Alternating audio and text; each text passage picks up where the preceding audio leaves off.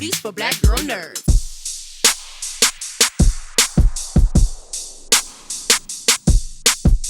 Before we talk about the Bad Batch, congratulations on your Hollywood Walk of Fame induction.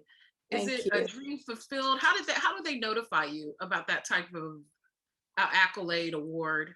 Well, I'll make a long story short. I mean, my husband, I really have to give him all the credit because he always thought that I deserved one and I thought he was insane. And I'm like, there is no way, honey, I'm getting a star on the Walk of Fame. Are you crazy? And so he asked my managers and my agents to submit my name. And I was actually embarrassed because I did not feel like I deserved or was worthy of it and that it would never happen. So to be chosen by the members who makes these decisions, I'm still kind of reeling about it. It's slowly sinking in, and I'm so honored and grateful for everything. And I love my husband for really believing in me and supporting me in that. It's just I can't tell you how crazy it is. And I didn't even know Holly Robinson Pete. Like she texted me all these stars, and I was like on my phone, and I'm like, what's with all the stars, girl? I had no idea. She calls me up. She's like, Ming, really? You didn't hear? I'm like, hear what? And she's like, okay, well, you're getting a star on the Hollywood Walk of Fame.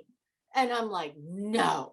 And she's like, and guess what? I am too. I'm like, I was Oh, so excited for Holly. We've been friends forever, for a long time. And so for two women of color to be coming through like this and representing and being sort of immortalized, you know, in this moment, it that made me so happy.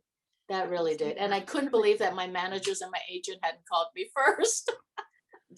salute to good girlfriend. Salute to Holly Robinson Pete. She is a wonderful woman. And salute to your husband for having that insight because you are very deserving. And congratulations again. Oh, thank you. Thank you so much. The Bad Batch, what I love about specific series and franchises, and when you have continuity of characters, and with your character we were able to see her in one situation and now we continue our journey along with them. When it was first explained to you how your character was going to move into the Bad Batch and what she would mean to that storyline, how was it explained to you in terms of continuity with the Mandalorian? Well, Dave Filoni and the writers, we all got together and they explained that it takes place 20 plus years before the Mandalorian. So it'd be a young Fennec. And who is young Fennec? And what I loved is that, they were so collaborative with me in trying to figure out the essence of who she was. Why did she become a bounty hunter? I was asking a million questions as an actor, what was her upbringing, what, does she still have the scar? And I don't think they added the scar yet to her face. So it will be interesting to find out like how she got that scar, just all those little details that helps to really round out the character. And I'm so excited that Dave wanted to explore that. It's really nerve wracking as a huge Star Wars fan to finally like have my dream come true. And when the fans like immediately accepted Fennec and loved the character, that was just the ultimate, like as a life experience. That was, I don't know, part of it might be, a little bit on the same level as getting a star on the Hollywood Walk of Fame. It's that level of just happiness.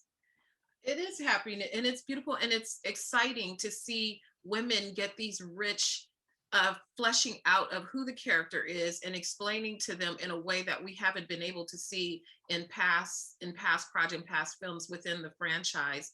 When you are playing the younger role of this, how much further does it send you down the rabbit hole of research or just into the Star Wars universe rabbit hole in general? Did it make you dig even deeper to just all the way to the vintage stuff? How deep do you go when you prepare Oh, for the next I was version? like going through all the Wikipedia stuff. I was going through, like all the watching all the Clone Wars episodes, and it and I mean I sort of have to disagree because my queen Carrie Fisher playing Princess Leia. I mean, she was one of the true badass characters.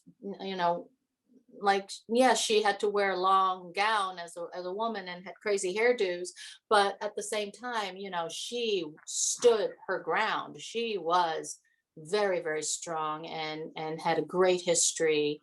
And I think that's part of the beauty of Star Wars, and you add somebody like John Favreau and Dave Filoni, who obviously, just want to elevate that even more. um because, like, Dave has like Ahsoka. He helped to create such some of the most iconic female roles that's out there. There's like Bo-Katan. It's so I think it's a great balance. It's a great balance now. It's wonderful.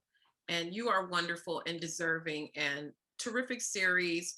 Congratulations again on the Well, Walk Fan. Can't wait to see it, and always a pleasure to speak with you. so good to talk to you. Mwah. Nerds Bye bye. unite.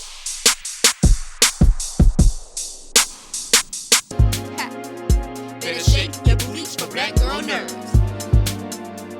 Better shake your booties for black girl nerds.